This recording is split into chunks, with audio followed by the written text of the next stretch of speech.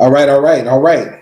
What's up, everybody? Thanks for clicking this video. Thanks for tuning into my channel. My name is Simon Hill, Black American from Louisiana, coming to you live from Budapest, Hungary. Today is March 14th, 2025, about 6:47 p.m. where I'm at right now. And we are continuing our ninth book in our Book to React series where we read a book cover to cover, live on stream for everybody to hear and see my live reactions to the text. And the book that we are reading is Gregory D. Smithers' Slave Breeding, Sex, Violence, and Memory in African American History. This book is not a detailed account of the practice of slave breeding, but rather how it is remembered throughout history and interpreted from different actors and perspectives of people in American history when they talk about the institution of slavery and how that informs their worldview on it, whether they were abolitionists, whether they were people post-abolition who were reconstructing the memory of what slavery was like, whether they were pro-slavery as well.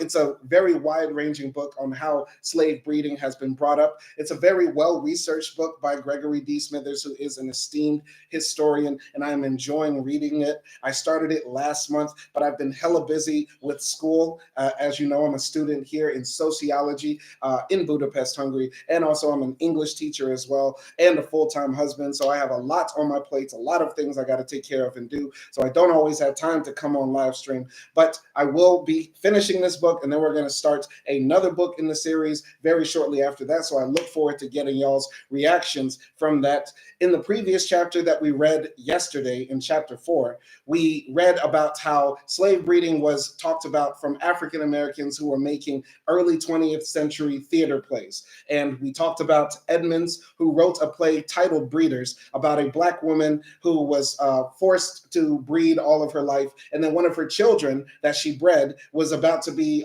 forced upon by a buck. By the plantation master. The girl did not want to do that because she was in love with another guy, then poisoned herself, right? And Carter G. Woodson, the man who created Black History Month, said that this play is historic. And that started, I think, the primary conversation about what yesterday's live stream was about when talking about this topic. Is history only from first-person accounts like direct sources, books, somebody wrote down exactly what happened, or eyewitnesses, or can history be broadened to include works of art, like literature that are fictional, like theater plays, which are fictional, et cetera, et cetera. So that was a discussion about where can historiography come from? Can we broaden the archive, or should the archive be narrow? And I gave my opinion on that.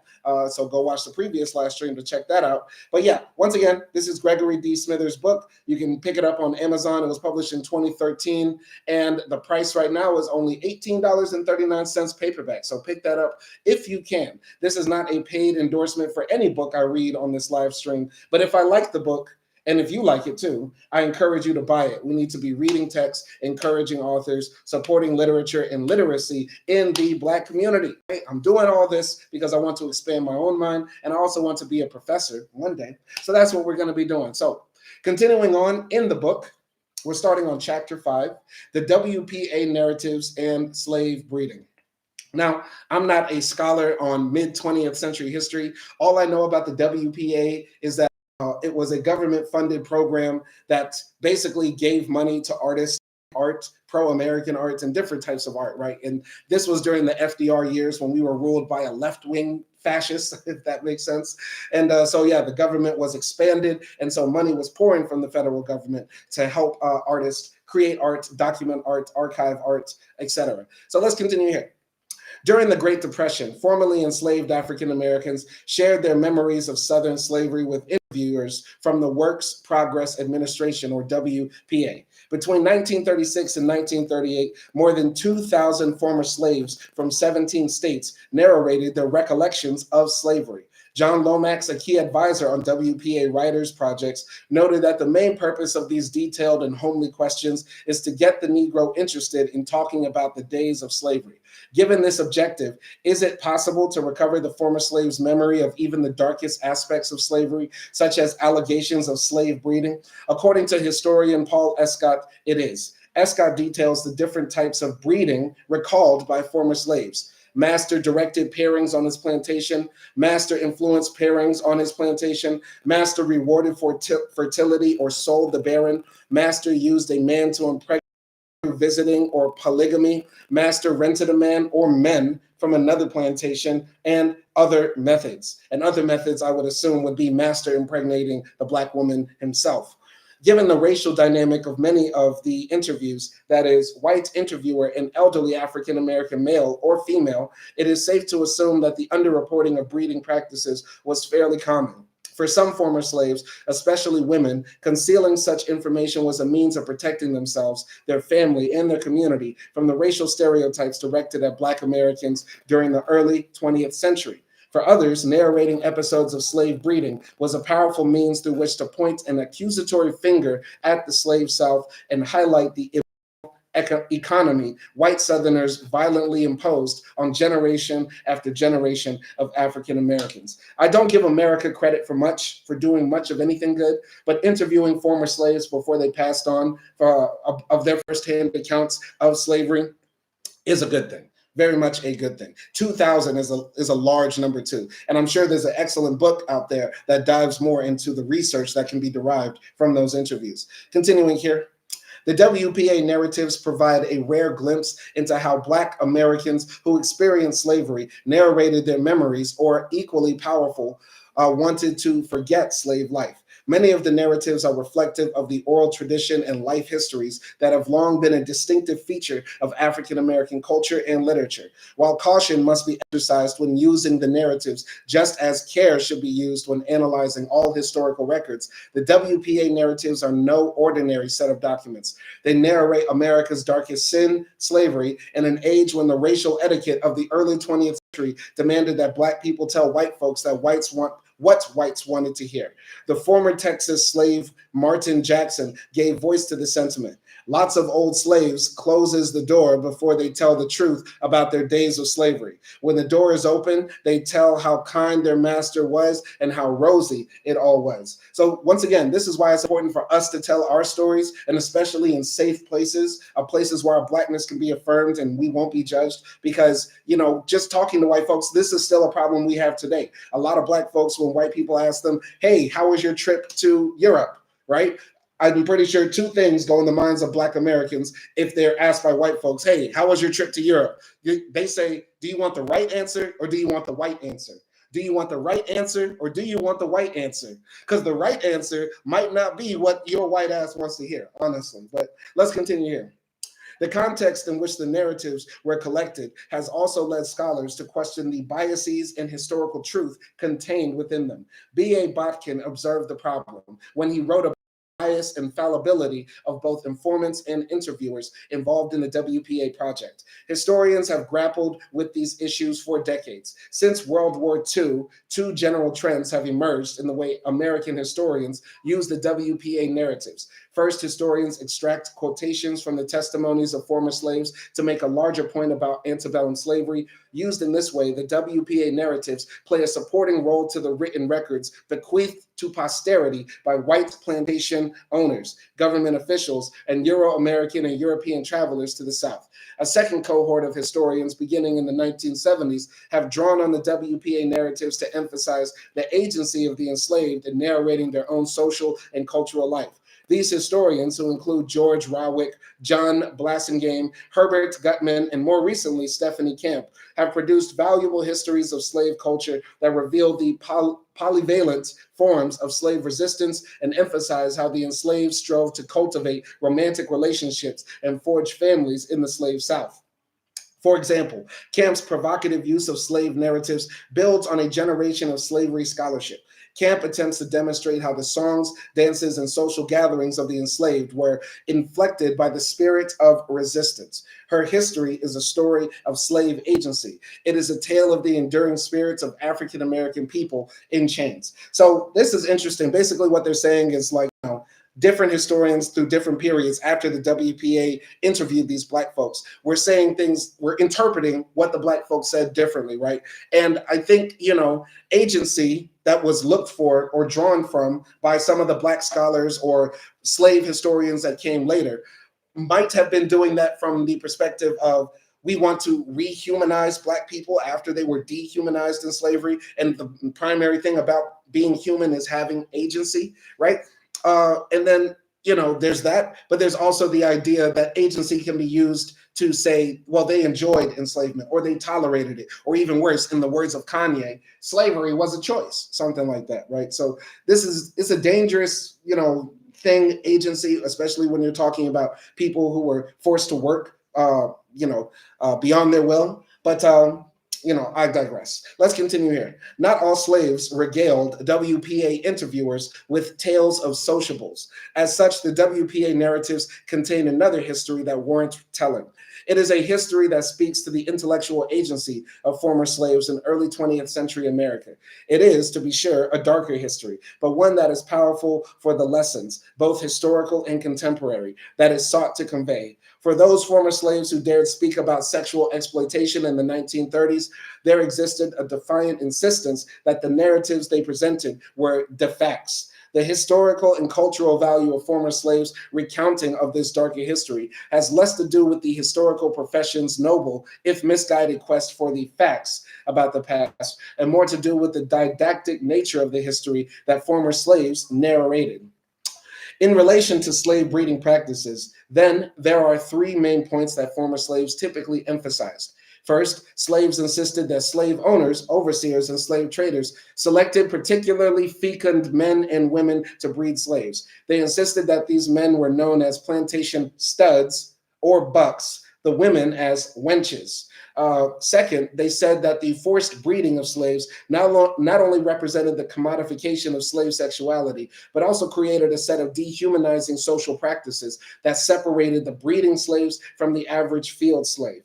Third, and most enduringly, the imposition of slave breeding regimes on Black men and women separated family members and caused unquantifiable amounts of grief that lasted well into the 20th century. So just given my reaction here, I wouldn't also be surprised if they referred to Black women then as bitches, etc. I'm scared to curse on YouTube because every time I say anything on YouTube, they want to try to limit my content or demonetize me, even though I'm reading the book and I'm saying the words in context. But I wouldn't be surprised if there were other phrases used besides wenches as well. And going back to the historians who were looking for facts, once again, there's a very interesting dynamic that happens when you're interviewing somebody about something so personal, such as your enslavement, right? And so there are people that might have withheld what they really believed or really experienced about their enslavement. And so the narrative is always going to be interpretive, I would say. Let's continue here. This chapter explores the language used by former slaves to describe slave breeding practices in the era of Jim Crow segregation and violence. Not unlike early 20th century Black scholars, writers, and playwrights, those former slaves who participated in the WPA interviews defined slave breeding with the above factors in mind. They emphasized how slave breeding constituted a coercive set of practices that included the sexual exploitation of enslaved women, violence against Black men, and emotional suffering following the sale and separation of enslaved family members. These themes, sexual exploitation, racial violence, and the struggle to maintain enduring family bonds, had particularly powerful discursive qualities for the WPA interviewees. So basically saying it's a touchy subject. It's a very touchy subject to be interviewing people about slavery and then also bring up slave breeding. Something people are even touchy to talk about now. All right, let's continue here. Studs, bucks, and wenches in the WPA narratives. According to former slaves, relied on the existence of plantation studs or bucks and breeding wenches. Language that some slaves used to represent coercive sexual acts was sensational, but it served as an important narrative purpose. It reflected the moral depths that former slaves believed white men and women had stooped to in order to keep them enslaved. Julia Malone, for example, remembered that her mother was a breeding wench. She claimed Mammy was a big woman. Peter Brown insisted that slave masters prized fast breeders. Brown stated that his mother was a fast breeder, giving birth to 3 sets of twins. So, of course, the slave master is going to be very happy that this woman can make 3 at a time. All right. Steve Robertson, reminiscing about his father's sexual prowess, referring to the existence of plantation bucks. Robertson testified that the master picked the bucks to sire children with women they want, and it's usually the most prolific. I'm not going to be reading the broken English here because I find that honestly disrespectful that you're going to be including that. I believe a lot of the white people that were interviewing the formerly enslaved put that in there purposefully to make the people they were interviewing seem less intelligent, right? And secondly, this can easily be translated, right, into understandable English, I would say. Continuing here. And Willie Blackwell informed his WPA interviewer that his father had been a plantation stud.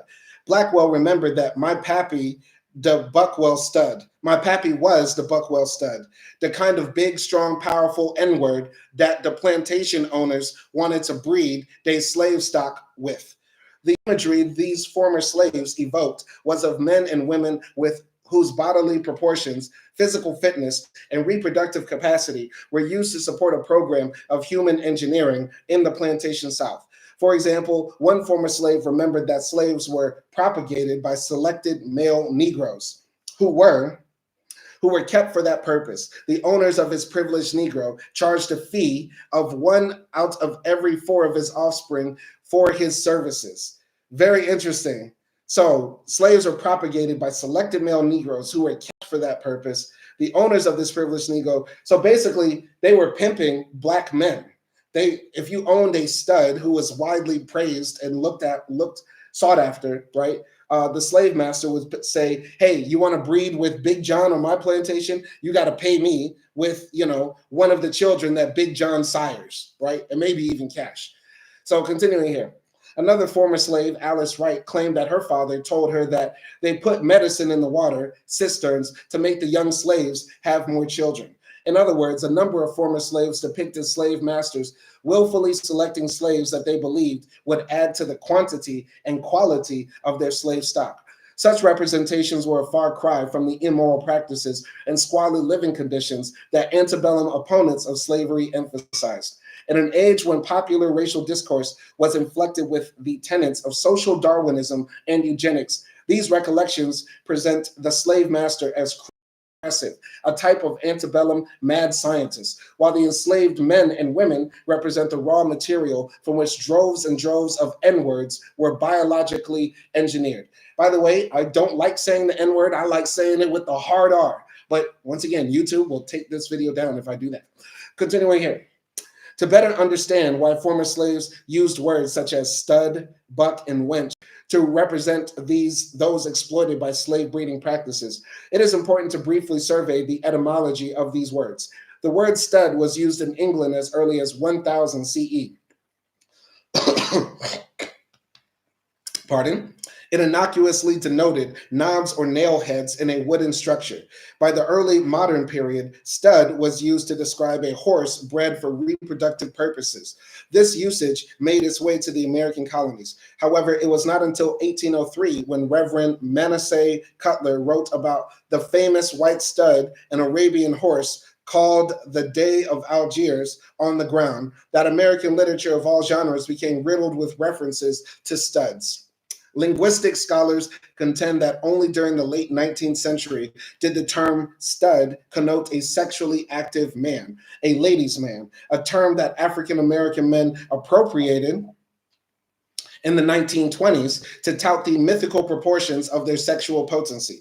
This latter point is of direct interest to the WPA narratives. It raises questions about whether former slaves imposed the racial and sexual language of the early 20th century back onto antebellum America. They may have. It is likely, however, that the stories of slave management and animal husbandry that appeared in the South's agricultural magazines during the antebellum era reached former slaves, if only by word of mouth, and left an indelible mark on their memories. So basically what they're saying, or what he's saying here, is that basically the word stud was understood to be like a playboy, right? And this word basically comes from England, and it was first used to talk about horses that were used to reproduce. And it wasn't until like the early 19th century when the word entered the American lexicon to mean a person who was sexually active a lot and very prolific at it, right? Like a man who was good at this, right?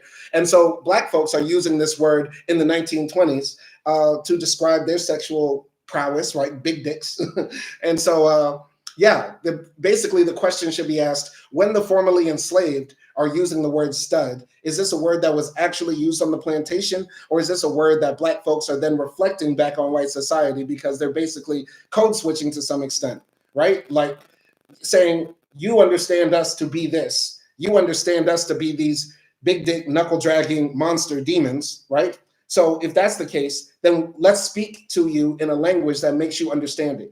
It'd be like if right now white people were interviewing Black men about how many times they've been solicited by white men to fuck their wives, right? Which has happened to, I think every single Black man in America, every single Black man has had one white man come up to you and say, hey, please fuck my wife or girlfriend one time at least.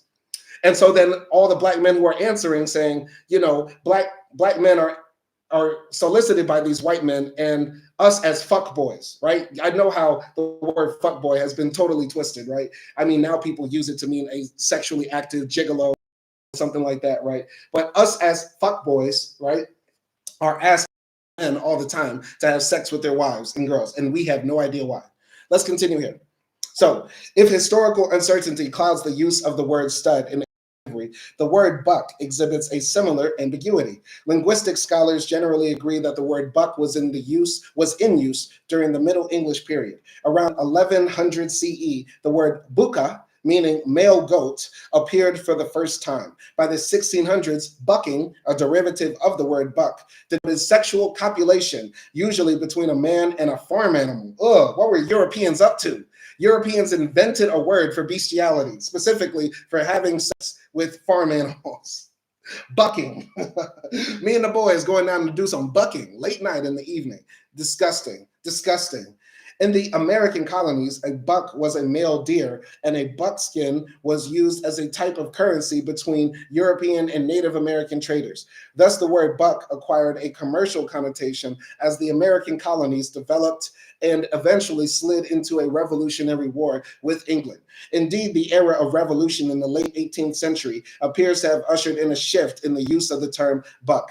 The historian Richard Follett argues that the word buck derived from its revolutionary meaning of a dashing young virile man, which by the 19th century denoted a self-proclaimed fascinator of women.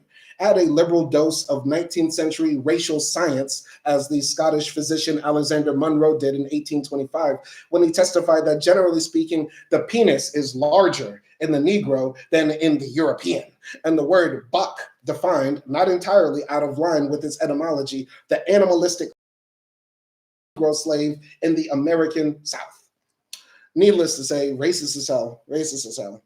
All right, continuing here. The word wench also had its origins in the Middle English period. The original meaning of wench was benign, referring to a girl or young woman. However, by the 14th century, wench denoted a servant girl whose qualities included fickleness, unsteadiness, and loose morals. These characteristics became increasingly common in defining a prostitute during and into the 18th century. The historian Mark Morton observes that by the mid-14th century, wench had developed a negative sense as it came to denote a sexually active woman. This negative connotation was sufficiently faint, though that it often needed to be reinforced through the use of adjectives, as in common wench, light wench, and wanton wench. English settlers brought these gendered and sexualized definitions of wench to the New World, however. By the late 18th and early 19th centuries, the word wench needed only minor qualifications in the racialized context of North America. Indeed, while the Dictionary of American English dates the first usage of the term N-word, wench, to 1837, white men, such as Lieutenant Colonel Thomas Staunton St. Clair, appear to have used the term prior to this date. In 1834, St. Clair spoke plainly about two N-word wenches, the sexual implications of such statements being understood implicitly. So once again, the word buck, stud, transform from basically talking about animals or non-human objects to then transfer onto Black people, and then also have a sexual connotation during the time of our enslavement in the Americas. Continuing here.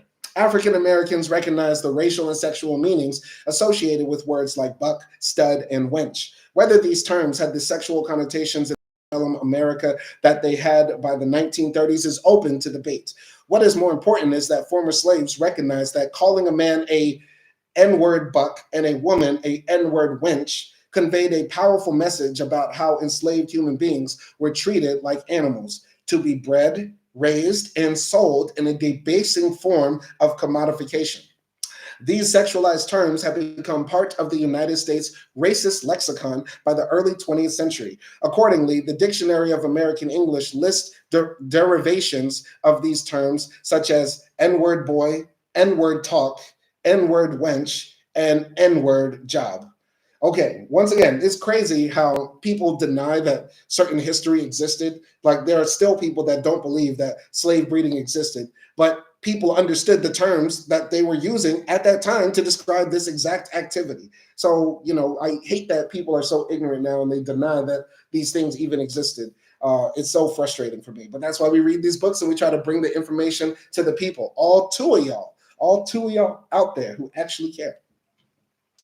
This sexually and racially charged language shaped the way former slaves recalled sex, marriage, and family life. For example, Josephine Bacchus combined vague references to early 20th century racial science and recollections of slave breeding. You see, Bacchus matter-of-factly stated they would have 2 or 3 women on the plantation that was good breeders. Bacchus, who claimed to know little of her mother's life, emphasized the importance that slave owners placed on the rapidity of childbirth, claiming that they would have children pretty regular for freedom come. They would have children pretty often before freedom came to us, right? The motive for such schemes, Bacchus suggested, was both social and economic. She claimed that white people would be mighty proud to see their N-words spreading out in them days. So basically, white people were happy when when the black people around them were multiplied because that meant more money for them. So that's what they told me, the slave woman says, or the formerly enslaved woman says. Yes, ma'am, it was considered good to have a heap of colored people about them. All right, I'm translating this part. It was good to have a lot of colored people around you because white folks wouldn't work more because work those days was only what black people did. Okay, that's what she's saying right here. All right. This representation of slave breeding was a system in which black people were bred to work tirelessly for whites. Embedded in this narrative and in echoing Harriet Jacobs' 19th century portrayal of slavery is a didactic tale of how enslaved men, and especially women, had little choice, much less control, over their reproductive lives. Bacchus's reference to before freedom came also suggested that change over time was important to the way African-American women remembered the imposed purpose of pregnancy and childbirths before the Civil War, with greater reproductive freedom for Black women being implied for the postbellum era. While the post-slavery reality may have differed, it is important to note that gendered nature of representations of slave breeding. Powerful bucks or studs were remembered as enslaved models of masculine vigor, while women were prized for being prolific child bearers, human vessels who would increase the master's profit with each live birth. The perceived potency of the buck foregrounds a hypermasculine male slave, while the portly women's, I would assume, who exhibited a tendency to be the most prolific in reproducing, acquired a special status as breeding wenches. Okay, so I just have to say this. If there's any woman out there, especially a Black woman that doesn't want to have kids after looking at the history and also analyzing our current situation now as we still live under a patriarchal, sexist world dominated by white supremacy, I would not be surprised if no woman never wants to have children, just based on the fact that women's reproduction are still seen by men as something to control, dominate. When we talk about now the birth rates declining in South Korea or America or Japan, wherever in the world, right? It's still a topic that concerns women, usually without women's voices in it. And when we look back in history and we look back at what happened to Black folks, we are now seeing that the white supremacists, the capitalist class, they are trying to do it to all of us. This is why Black liberation is important. This is why fighting white supremacy is important, because everything that the world is going through now, whether it comes to income inequality, blatant exploitation, rampant corruption in government, et cetera, the commodification of the human being, it happened to us before, and we've been fighting and resisting it since the very beginning, right? And in this case, as we're talking about feminism and we're talking about womanhood and the womb of women, right, and its relation to men, I could understand being a woman not wanting to be a part of this, because this is all fucked up. It's all fucked up. It's all fucked up. It's all fucked up. It reminds me how in Beloved, I forgot her name, the main character, believe it was Sete, like killed her baby instead of putting him back in slavery. Yeah, I could understand a woman not wanting to bring a life into this world, because what we're living in is a type of slavery, right? Where the tools and mindsets that were used back then are being used now on all people. That's all I'm saying right now. I'm sorry for going off on that little tangent, but this is Look React. Going here to Acti, too many reasons to not to have children. Okay. I was just ranting. Of course, every woman should have the choice whether to have kids or not. But I just find this interesting when we study this history that, once again, history doesn't repeat, but it often rhymes. Continuing here. Some former slaves informed WPA interviewers that the perception of sexual potency afforded the plantation stud and wench a special status on the plantation. For enslaved men, being seen as sexually potent accorded a masculine status predicated on one's perceived sexual abilities. According to the former slave Jacob Manson, the plantation stud was a prized possession on the master's plantation. Generally, Manson insisted, they would give one man 4 women, and that man better not have nothing to do with other women, and the women better not have nothing to do with other men. So basically, they would pick one big black buck and they would make him be in a polygamous relationship. They would force him to sleep with these specific 4 women, and the women had to only sleep with him, and he could only sleep with them, right? Herr Qualls, a former Missouri slave, remembered the hypermasculine status accorded some male slaves in the context of plantation polygamy. Following the abolition of slavery, Quarles was distressed when Freedmen's Bureau officials instructed him that the law recognized only one of his 3 wives. Quarles complained, "Boss say I have 3 wives. When I was set free, they wouldn't let me live with but one." For Quarles, the post-war policing of his sexuality in marriage was onerous. "Captain, that ain't right," Quarles protested. "I want all 3. So basically, this black man, when he was enslaved, the slave master said, "Hey, Quarles, you know what'll be good for you, man? Don't you want 3 women, right?" And to some degree, it's hard for any man. for some degree, it's hard for any man to say no. It's hard for any man to say no to pussy. Let's keep it a buck. And let's keep it real. I mean, there were many ways that the slave master kept us enslaved, right? They kept us against our will through sheer brute force and wickedness. But it was also a carrot and stick approach, right? There are some benefits to being enslaved, right? That's why the house slaves didn't always just kill massa or poison his food or something like that. You get what I'm saying? There was the carrot and the stick, and I wouldn't be surprised if Quarles and other black men were pacified during slavery by the rampant access to women's bodies, with the approval of a master, right? If you were the lucky buck who got to have sex with 4 big booty women on the plantation, that might make you say, well, maybe it's not too bad, right? Or maybe this is the most I could ever achieve. I mean, I have a privileged position. Not all black men become bucks and breeders, right? So I don't know. I'm just putting it out there. And Quarles said he wanted his 3 hoes. He said I'm sorry, I shouldn't have said hoes. But I'm just saying, Quarles was like, "Hey, bruh, I know I was in slavery, but how come I have less freedom now that I'm free? I can't have my three wenches." I'm sorry. This is reminding me of Ruthless, but this was reality, says Acti. Okay. Anyway, former slaves, men mostly, also described the masculine qualities of male relatives by referencing their physical proportions. Zeno John, whose father was reportedly a plantation stud, insisted, "My daddy was much of a man." Yes, sir. I'm sorry, that's funny.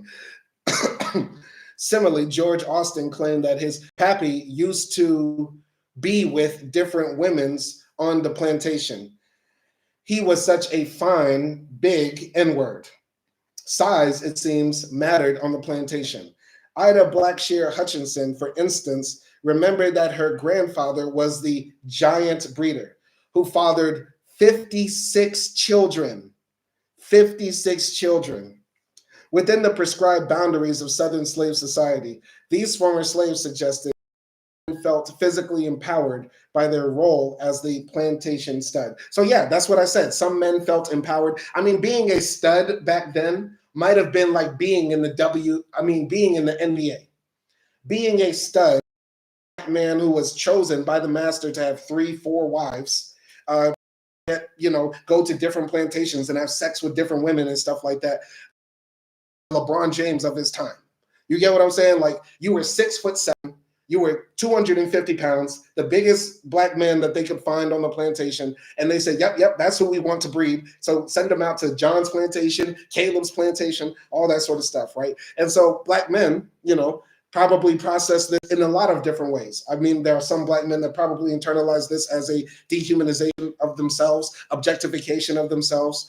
Other black men probably saw that as well, but still, went along with it and probably enjoyed some of it, maybe. Who knows, right? I mean, these stories are lost to time. And that's the greatest tragedy of slavery, no matter where it happened, is that the people's stories are lost to time. And we can only conjecture what it must have been like.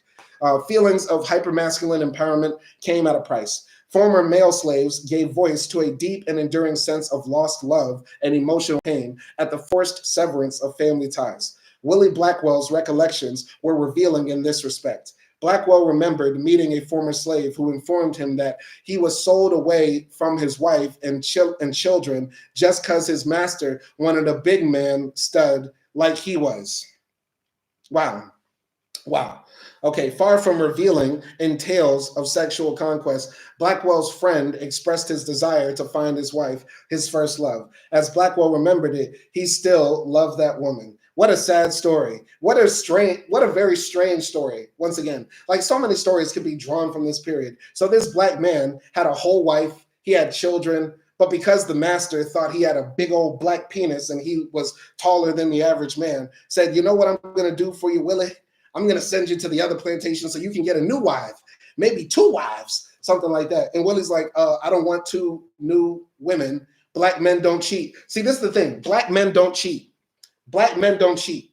Black American men do not cheat. Why? Because Willie was enslaved. Master told him, "Willie, I'm going to get you 2 new wives. In fact, I'm going to make you a stud. I'm going to make you a breeder. You're going to the NBA, Willie." And Willie said, "I love my wife. I don't want to do this." And then Master whipped him and sent him on his way to go have sex with other women. And Willie cried for the rest of his life for his wife he never got to see again. Black men don't cheat. Black men don't cheat. Continuing here. This sense of emotional at times manifests itself in a tendency to represent female slaves, the breeding wenches of the plantation, powerless victims of slave breeding practices. Alex Wood, for instance, claimed that if a woman was a good breeder, she sold high, sometimes bringing $5,000. The man who was doing the buying would inspect them. They would look in their mouths and look over them just like buying horses. According to Henry Butler, this approach to slave breeding was driven by a desire to reproduce physically improved chattel specimen, the position taken by the master. Butler explained to his WPA interviewer was not wholly due to a disregard for the Negro's feelings, nor disregard for the sacred bonds of matrimony. The main factor involved was a desire on the part of the master to rear Negroes with perfect physiques. As another former slave recalled, the motive of the master was simple: to make the woman let the big man be with her so there would be big children which they could sell well. So yeah, okay, let's yeah, former male slaves remember the victimization of breeding wenches with deep regret. In these traumatic narratives, enslaved men could do little to protect mother, wife, or daughter from the slave breeding designs of the master. Thus, an underlying tone of masculine regret mixed with tales of sexual boasting, the focus eventually falling on the emotional pain caused by being unable to adequately protect our women from sexual exploitation. I mean, that's a Shakespearean tragedy right there, just the groundwork. Like, okay, think about this story. There's a black man on a plantation, and he has the unfortunate luck of being born really big and really tall. He finds a nice girl on the plantation that he grew up with and lived on his entire life, that he marries, and he has children willingly and consensually. One day, Master decides that the new plantation owner down the road wants to breed his bucks, and so he picks big tall black man here who has his whole family on the plantation and sends him down the road, and he loses his wife and kids, but somehow he's able to come back to the plantation and finds that his daughter that he had is now being used as a breeding wench. The man goes off on the master and eventually kills the master, kills himself, and maybe even kills his family. I don't know. I'm just saying, that's a powerful story right there, just laying out the groundwork for anybody that wants to make that into a very bad Tubi movie. Continuing here. When formerly enslaved women spoke about violence, sexual exploitation, and breeding, they generally focused on the physical and emotional pain that they or their ancestors were forced to endure during slavery. For example, Hilliard Yellerday's master had so many slaves he did not know all their names. His fortune was his slaves. As such, Yellowday claimed that a slave girl was expected to have children as soon as she became a woman. Martha Jackson recalled that her aunt delivered children for her master's profit almost on a yearly basis. Oh, horrible. Jackson evoked images of the physical toll that regular pregnancy and childbirth must have taken. She also spoke about the emotional scars that such abuse, or from the master's perspective, use, produced in her aunt. She stated that her aunt was a breeder woman and brought children every 12 months, just like a cow bringing in a calf. Horrible. I can imagine, like, every year you have a baby, and then your baby gets sold. Every year you have a baby, and then your baby gets sold. Wow. If Jackson's testimony is to be believed, her aunt must have birthed her children and not suckled them at the breast, thereby increasing the speed at which her body was once again ready for pregnancy and childbirth. Nothing in Jackson's testimony indicates the master's paternalistic care for her aunt's long-term physical well-being, much less her emotional health. Other formerly enslaved women remembered the regularity of pregnancy and childbirth. Louise Oliphant recalled that her mother seemed to be pregnant every 10 months. To encourage such fecundity, Oliphant claimed that her Virginia master wanted his slaves to have plenty of children and never would make you do much work when you had a lot of children and had them fast. Amy Chapman, interviewed in Alabama, recalled that she gave birth to many children of unknown paternity. She declared that her master had a lot of slaves and that she had plenty of children, but not as many as my mammy. Wow. So she was a prolific breeder, but even her mother was used as a breeder and she had more children than her. None of these children, however, were raised by Chapman or her sexual partners. In fact, she recalled that I never had no special husband. I even forget who was the pappy of some of these children of mine.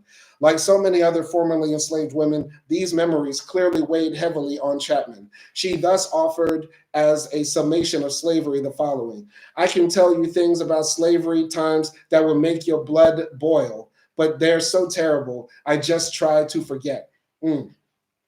There were indeed many horrific memories of sexual exploitation that enslaved women would have preferred to forget. Betty Powers, though, could not forget. She remembered being enslaved on the plantation with over 200 other slaves. Echoing male memories of sexually abused slave women, Powers recalls that the overseer and white men took advantage of the women like they wanted to. The women better not fuss or about anything. If she do, it will cause them to whip her. While enslaved women were violently assaulted for resisting the sexual advances of white men, the children they bore from these unions were often recognized as financial investments requiring special attention. Powers were called, the babies had plenty of food, so they grow up into strong, portly men and women. Not all children, however, made it to adulthood. Laura Clark, for instance, was born in North Carolina but knew little of her parents, who had been sold when she was an infant. However, she did recall that her mother was the mother of 22 children. But with life came death. Clark had 9 children, and she reflects that I got children dead in Birmingham and Bessemer. There ain't a graveyard in this settlement round Prospect where I ain't got children buried. So basically, she had a lot of children, but a lot of them died, and they were sent all over the place because they were sold after birth. Wow. For former enslaved women, then, the sense of grief and sadness that accompanied memories of slave breeding was manifold. Sexual coercion, regular pregnancy and childbirth, and the sale or death of children burdened the recollections of former slave women. In emphasizing these aspects of slavery, these women echoed the accusations made by Black female abolitionists in the 19th century and made sure that these darker aspects of American history were not forgotten. Eliza Washington spoke candidly about the emotions involved in such remembered histories. Washington, a former Arkansas slave, recalled that her mother, a strong woman, was born in North Carolina while her father was from Tennessee. She explained that the white folks separated my mother and father when I was a little baby in their arms. The pain of the family separations continued throughout Taylor's life as a slave. She recalled the songs and stories slaves would tell, such as the speculator bought my wife and child and carried her clear away. While historians have rightly emphasized the struggles of enslaved people to nurture some sense of family under slavery, it is important to remember the anxiety and fear of separation that often drove these efforts. And when such efforts confronted the power of the slave owner, the results, as Taylor's recollection conveyed, was feelings of deep melancholy. So very sad stuff right here. And I'm just taken aback by these narratives that the enslaved people, the formerly enslaved people, were willing to tell, years after it. It's like opening up old wounds. A lot of people would like to forget. A lot of people wanted to move on. This is the thing. White folks say, move on already. That was a long time ago. Black folks have always moved on. It's just whenever we tell our stories, then y'all tell us to shut up, right? And these Black folks were minding their own business. White man comes down from the WPA government in Washington, D.C., asked them questions about slavery, and I'm sure some of these people were very, reticent to tell these stories. But shout out to the people that did, the brave people that did, the courageous people that did, because it's important we tell our stories. Continuing here, the commodification of slave reproduction. The melancholic tenor of former slaves' memories was highlighted when narrators recalled the sadness associated with the sale of family and loved ones. Former slaves often grafted onto memories of slave breeding the fear of being separated from a husband or wife and the terror of losing one's children. Historians such as Walter Johnson and Stephen Dale have insightfully analyzed the domestic slave trade and the commodification of slave bodies for the profit of slave trading and slave-owning interests. Similarly, recent economic histories of slave sales suggest that discounts were sometimes offered on the sale of entire slave families. While the sale and separation of enslaved family members was not necessarily part of breeding schemes, that former slaves used the rhetoric of slave breeding when referring to coercive reproduction or the threat of sale highlights how intensely they felt about these issues. This section focuses on the ways in which former slaves represented breeding, especially the prizing of fast breeders, as the most dehumanizing aspect of the domestic slave trade. Prior to the Civil War, narratives about slave breeding and slave sales sensationally attacked the idea that slavery was a positive good. After the war, Americans, from former abolitionists to African American intellectuals, debated whether violent sexual exploitation was significant to the historical representation of slavery and an understanding of the Negro problem in the 20th century. Former slaves were noticeably absent from these debates. The manner in which former slaves narrated their memories of slavery, breeding, and the internal slave trade reminded many of the fear, terror, frustration, and anger they had felt as slaves in the antebellum South. So let's go to this picture here. Slave cabins at Hermitage, Savannah, Georgia, where slaves were allegedly raised for market. right? So this is an actual picture of this place where they used to breed and raise black people, right? This could be considered part of the breeding farm process, right? A place where in these houses, the women who were pregnant would rest. They would give birth to their children there and feed them and clothe them until eventually they would be sent off to market. Places just like this, right? Let's continue here. As former slaves remembered slavery in the late 1930s, they identified the commodification of black bodies as the single greatest threat to their efforts to nurture any type of stable family unit. The practices associated with the commodification of slave breeding began on the plantation around the time a young enslaved girl reached puberty. For example, Henry Butler recalled that his paternalistic master managed his slaves as he would farm animals. Butler's master was seemingly oblivious to the possibility that two of his slaves could share an emotional attachment, much less feelings of love, an emotion most white Americans typically reserved for themselves. According to Butler, slave marriages were permitted only when they served the profit motive of his master. In Butler's words, the slaves were allowed to marry, but were compelled to first obtain permission from the master, and he would not consent unless he considered it a proper mating. The main factor involved on the part of the master was the desire to rear Negroes with perfect physiques.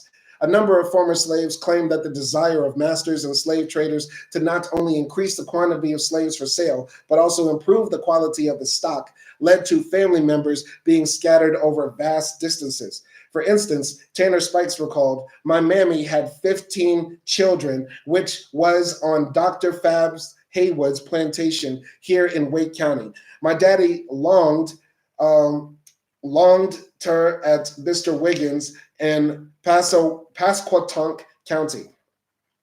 My daddy belonged to Mr. Wiggins at Pasquotank County." Interesting. So basically, her mother was on the plantation with her, but her daddy was on another plantation somewhere else. Other former slaves recalled the geographical distance that different slave masters put between their parents. Rachel Adams's parents lived in what historians refer to as an abroad marriage. Adams explained that her parents lived on separate plantations. Adams recalled that her master was not prepared to part with her mother because she was a good breeder, giving birth to one boy and 16 girls. However, not all former slaves remembered masters allowing married couples to live on plantations operated by different slave owners. Sally Brown mixed vague references to early 20th century racial science and alluded to animal husbandry to emphasize the oppressiveness of the master's control over marriage. Brown recalled that masters didn't mind slaves mating, but they wanted their N-words to marry only amongst them on their place. They didn't allow them to mate with other slaves from other places. As former slaves recalled the mating of enslaved couples, the master class allowed a variety of domestic and conjugal arrangements if it meant increasing the master's stock of slaves. Far from masters assenting to slave marriages out of a sense of benevolence, paternalism, former slaves often remembered slave marriages and slave family formations as part of a scheme to increase the slave population and enhance the profits of slave owners and the dreaded slave traders. Jim Gillard, for example, one of 8 children, had been sold for $350 when just 3 months old. They sold a baby for a PlayStation. They sold a baby for a PlayStation. Continuing. He remembered the squalid conditions in which he and his siblings lived, stating, "Our house wasn't nothing to brag about. They were built with hewn logs and had slab floors, having 2 rooms and a shed cookroom." Gillard's imagery is not of a salubrious stud farm, but of a plantation in which the slave owner did the bare minimum to provide for his slave stock. Stating what he believed were his master's true intentions, Gillard insisted that slaves knew that marriage was a union born out of the master's power and a drive for profit. Marriage, in short, was remembered as a way to encourage reproduction among slaves. "My aunt married up at the big house and they jumped over the broom to marry," Gilliam claimed. Recognizing that such marriages had no legal standing, he added, "After slavery, they had to get married again." For some former slaves, the absence of legal recognition for their antebellum marriage spoke to darker motives on the parts of slave owners. Carl Hall remembered that marriage between Negroes before freedom had no legal standing. Thomas Hall was blunt in his assessment. Getting married and having a family was a joke in the days of slavery, as the main thing in allowing any form of matrimony among the slaves was to raise more slaves in the same sense and for the same purpose as stock raisers raise horses and mules, that is, for work. Former slaves recalled in various detail the structures used by slave owners to foster slave breeding. Few offered as much detail as Rosa Stark. Stark, who was 83 years old when he was interviewed in Winsboro, South Carolina, recalled that her master, Nick PA, owned 19 plantations and thousands of slaves. According to Stark, PA owned so many slaves that before the numerator got around, or before the number got around, some more would be born or brought. Or before the counter would come around, some more would be born and bought. So that's how many slaves he had. He couldn't count. The PA plantation were hives of capitalist activity and a site of human misery for the enslaved. But it was the misery of the enslaved that kept PA's plantations profitable. According to Stark, PA slaves were divided into a social hierarchy that comprised 6 tiers. The first classes amongst the slaves were the house servants.